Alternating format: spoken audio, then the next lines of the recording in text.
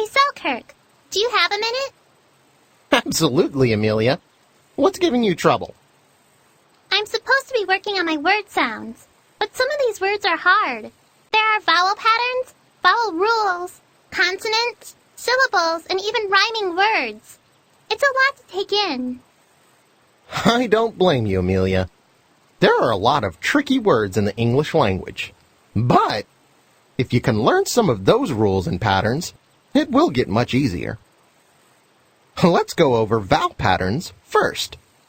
You know that vowels are the letters A, E, I, O, U, and sometimes Y.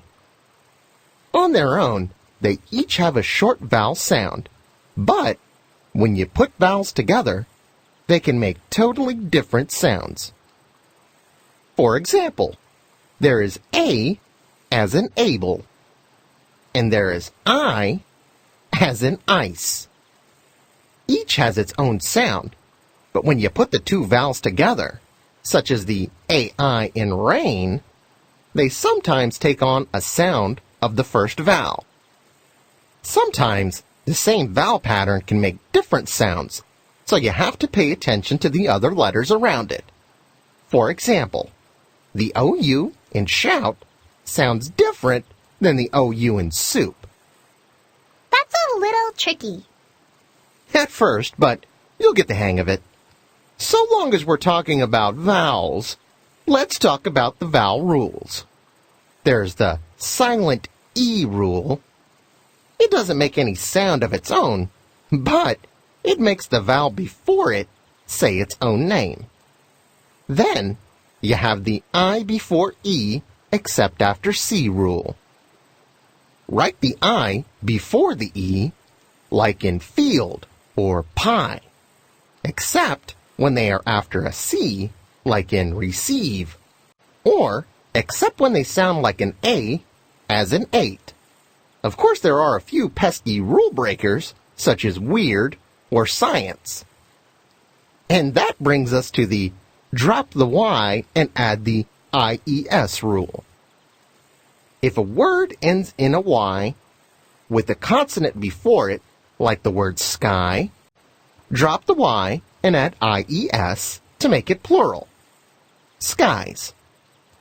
If the Y has a vowel before it, like the word key, then add an S to the end.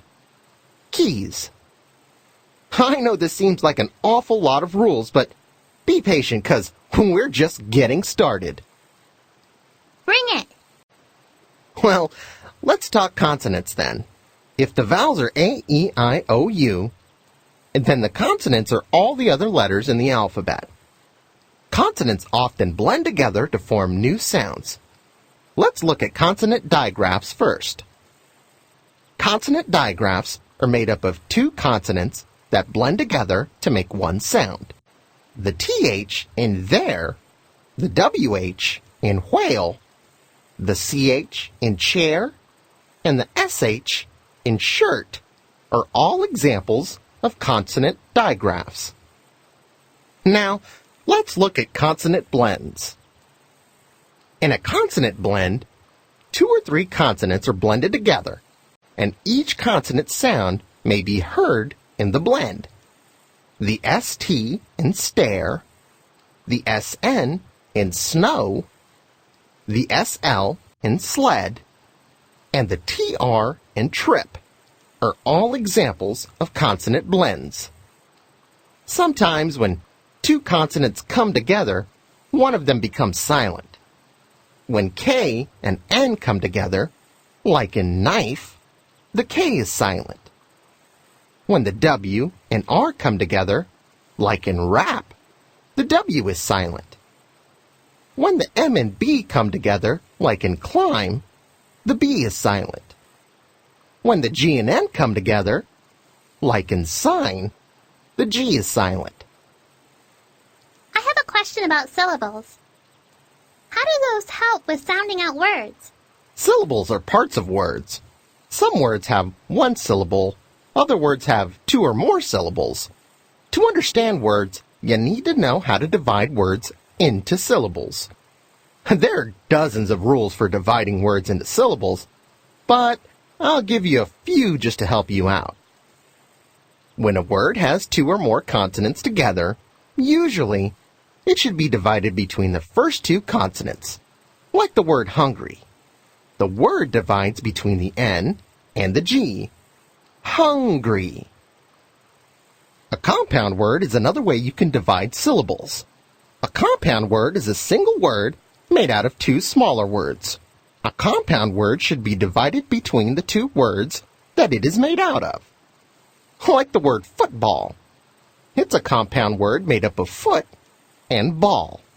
So that is where the compound word is divided. Football. That trick only works with consonants. When a vowel is sounded by itself, it should be one syllable, like the word even. The word is divided after the first E sound. Even.